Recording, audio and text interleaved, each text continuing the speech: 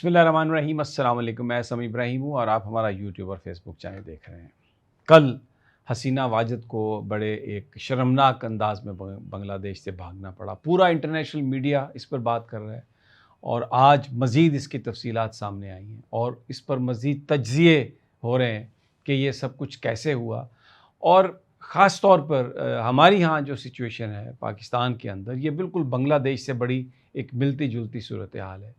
تو کل بھی میں نے ایک ویلاگ کیا تھا اور اس میں تھوڑا سا کمپیریزن ہم نے کیا تھا کہ کیا کرنا چاہیے، کیا نہیں ہونا چاہیے۔ اب ایک بات تو طے ہے جو تمام دنیا کو جس سے سبق حاصل کرنا چاہیے کہ جب عوام کسی چیز کے لیے کھڑے ہو جاتے ہیں تو پھر اس کو روکنا بہت مشکل ہو جاتا ہے۔ یہ سمجھنا کہ یہ عوام نہتے ہیں، یہ سمجھنا کہ آپ ان کے اوپر جبر کر کے، سختیاں کر کے، ان پر مقدمے قائم کر کے، ان کو گرفتار کر کے، یا آپ شو آف فورس کے ذریعے یا آپ بلی کر کے، اقتدار کی جو طاقت ہے آپ کے پاس، اس سے آپ لوگوں کو ڈرا لیں گے، لوگوں کو آپ اپنے گھروں میں جانے پر مجبور کر دیں گے۔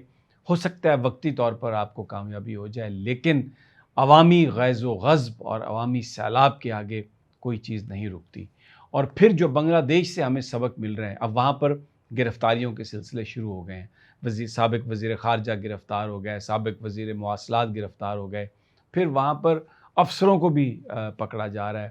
یہ وہ افسران ہیں جو گزشتہ 15-16 سال میں جنہوں نے بہت زیادہ جو بھی زیادتیاں کی گئیں اس میں وہ اعلی کار تھے اور اختیارات کا ناجائز استعمال انہوں نے کیا۔ اور دوسری بات جو سب سے اہم ہے کہ وہاں پر جو اس وقت جو لیڈرشپ ساری اس موومنٹ کو کنٹرول کر رہی ہے، اس کو لیڈ کر رہی ہے، وہ ہیں بنگلہ دیش کے طلباء۔ انہوں نے جو آرمی چیف کا بیان ہے، جو انہوں نے تقریر کی تھی کل کہ عبوری حکومت بنائیں گے، یہ کریں گے، اس کو یکسر مسترد کر دیا۔ اور پھر بنگلہ دیش کے صدر نے اسٹوڈنٹس کے کہنے پر فوری طور پر جو پارلیمنٹ ہے اس کو تحلیل کر دیا۔ اسٹوڈنٹس نے کہا ہے کہ ان کو فوج کی مدد سے یا فوج کی حمایت یافتہ عبوری حکومت کی بالکل وہ اجازت نہیں دیں گے، اس کی وہ حمایت نہیں کرتے۔ اور انہوں نے مطالبہ کر دیا ڈاکٹر یونس کو۔ کون ہے ڈاکٹر یونس؟ ڈاکٹر یونس ایک بینکر ہیں، ڈاکٹر یونس ایک ماہر معیشت ہیں جن کو بین الاقوامی انعامات سے بھی نوازا گیا، اور انہوں نے جو ان کی شارٹ لون سکیم تھی اور جو انہوں نے عام آدمی کی فلاح و بہبود کے لیے وہاں پر جو کام کیے، تو جو اسٹوڈنٹس ہیں انہوں نے ڈاکٹر یونس کی سربراہی میں ایک عبوری حکومت بنانے کا اعلان کیا اور مطالبہ کیا۔ ڈاکٹر یونس نے بھی کہا کہ وہ بہت جلد ڈھاکہ آئیں گے، اور عوام سے اور اسٹوڈنٹ سے انہوں نے کہا کہ اب دوبارہ غلطی کی گنجائش نہیں ہے۔ بڑی ایک سچویشن ایسی ہے، بالکل پاکستان سے اگر ہم اس کا کمپیریزن کریں تو بہت ہی ملتی جلتی ہے۔ جو جبر وہاں پر تھا وہ جبر یہاں پر بھی ہے۔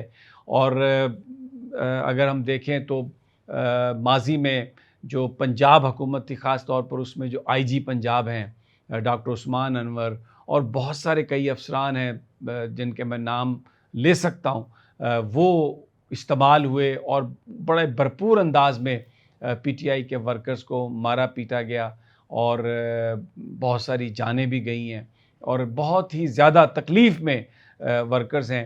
پھر وہاں پر کمپیریزن آپ کو میں بتاؤں کہ خالدہ ضیاء 8 سال کے بعد رہا ہوئی ہیں، جو سابق وزیر اعظم تھی۔ تو یہاں پر عمران خان کو 1 سال ہو گیا وہ بند ہیں۔ وہاں پر اپوزیشن نے الیکشن کا بائیکاٹ کیا تھا، جنوری میں جو الیکشن ہوئے تھے۔ یہاں پر فیبروری میں جو انتخابات کے نتائج تھے ان کی کوئی قدر نہیں کی گئی، ان کو نہیں مانا گیا، اور لوگوں کے اوپر ایک ایسی گورنمنٹ کو جو بٹھا دیا گیا ہے جس کے پاس عوامی مینڈیٹ نہیں ہے۔ وہاں پر بھی سپریم کورٹ آف بنگلہ دیش کے احکامات جو تھے وہ انہوں نے حسینہ واجد کی حکومت نے ماننے سے انکار کر دیا تھا۔ آپ کو یاد ہوگا کہ یہ تحریک جو شروع ہوئی تھی اسٹوڈنٹس کی، یہ کوٹا سسٹم کے خلاف ہوئی تھی۔ کوٹا سسٹم کیا تھا؟ 0.13 آبادی میں لوگ ہیں جن کو رضاکار کہا جاتا ہے، یعنی جنہوں نے ماضی میں جو ایکچولی وہ مسلم لیگ ان کے عوامی لیگ کے لوگ تھے، جن کو 30% کوٹا دیا گیا تمام جو حکومتی محکمے تھے، یعنی جو عوامی لیگ کے لوگ ہیں ان کو بھرنے کی کوشش کی گئی، عہدے دینے کی کوشش کی گئی، تو جس پر قوم اٹھ کھڑی ہوئی اور انہوں نے کہا کہ نہیں ایسا نہیں ہوگا. اور پھر اس کے بعد جب سپریم کورٹ نے اس کوٹا سسٹم کو غلط قرار دیا تو حسینہ واجد کی حکومت نے بجائے اس کے کہ وہ سپریم کورٹ کے فیصلے پر عمل درآمد کرتی، چیف جسٹس کو گرفتار کرنے کی باتیں شروع کر دی گئی. تو یہاں پر بھی وہی صورتحال ہے. سنی اتحاد کونسل نے اور پی ٹی آئی نے جو پٹیشن دائر کی اس پر سپریم کورٹ نے فیصلہ کیا کہ مخصوص نشستیں ملنی چاہیے پی ٹی آئی کو، لیکن سپریم کورٹ کا فیصلہ ماننے سے انکار کیا جا رہا ہے. یہ حکومت کہہ رہی ہے کہ جی بالکل ہر روز ایک وزیر آ کے بات کرتا ہے کہ یہ تو آئین اور قانون کے خلاف فیصلہ کیا ہے اور یہ سوال اٹھ گئے ہیں اور اب ہم یہ نہیں کریں گے. اس کی پیرلل لیجسلیشن شروع کر دی گئی ہے. بالکل اسی طرح کا جبر ہے یہاں پر. وہاں پر بھی انٹرنیٹ ایپس بند کر دی گئیں، یہاں پر بھی وہ ایپس بند کر دی گئیں. تو اب ایک بات بڑی اہم ہے جو سیکھنے کی ضرورت ہے، جو سمجھنے کی ضرورت ہے. ظلم، تشدد، جبر ایک حد تک تو چیزوں کو دبا سکتا ہے، لیکن کل جو ثوابی کے جلسے میں لوگوں کے جذبات تھے، جس طریقے سے ہر بندے نے یہ کہا کہ اب ہم صرف تاریخ کا جو ہے وہ انتظار کر رہے ہیں، اور وہاں پر جو لوگوں کی تعداد تھی اس میں بڑی حیرت انگیز ایک تبدیلی یہ تھی کہ اس میں بہت سارے لوگ، ہزاروں کی تعداد میں لوگ پنجاب سے آئے تھے، اور وہاں پر پنجاب کے ایم پی ایز، پنجاب کے ایم این ایز اور ان کے علاقے کے لوگ. تو یہ جو ایک بات کی جا رہی تھی کہ پنجاب خاموش ہے، پنجاب باہر نہیں نکلے گا، اگر یہ سلسلہ اسی طرح رہا، ناجائز مقدمے 9 مئی کے ایک بندے پر 100 مقدمے، لاہور میں بھی مقدمہ، پنجاب میں بھی مقدمہ، ملتان میں بھی مقدمہ، وہ وہاں پر موجود ہے. شاہ محمود قریشی کراچی میں اپنی اہلیہ کی تیمارداری میں تھے، 9 مئی میں ان کو دھر لیا گیا. عمران خان پتہ نہیں کہاں کہاں ان کو، پھر کتنے ورکرز اس طرح سے.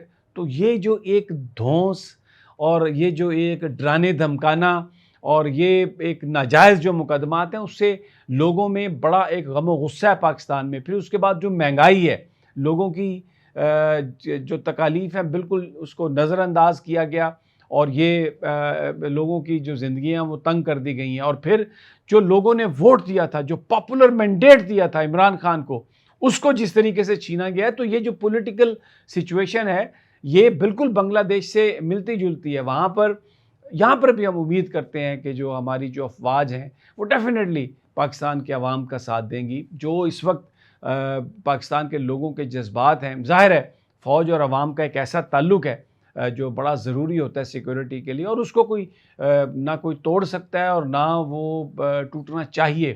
تو وہاں پر بھی اسٹوڈنٹس اور جب قوم نکلی ہے باہر، تو جو فوج ہے اس نے بالکل لوگوں کا ساتھ دیا، اور حسینہ واجد جو ہے وہ پھر وہاں سے اس کو وہ بھاگنے پر مجبور ہوئی. تو یہاں پر بھی اب جو وقت آ رہا ہے اس میں ڈیفینیٹلی یہ جو تعلق ہے یہ بڑا وائٹل ہوگا، بڑا کروشل ہوگا. اور یہاں پر توقع کی جا رہی ہے کہ جو افواج پاکستان ہیں وہ بالکل پاکستان کی عوام کے ساتھ جو ان کا ایک ایسا رشتہ ہے اس کو وہ اور مزید مضبوط ہوگا، اور جو عوامی خواہشات ہیں وہ جو ایک آئینی اور قانونی لوگوں کا حق ہے وہ انہیں ملے گا، اور اس میں پاک فوج اپنا کردار ادا کرے گی. تو اس پہ مختلف تجزیے، مختلف انالیسز ہو رہے ہیں.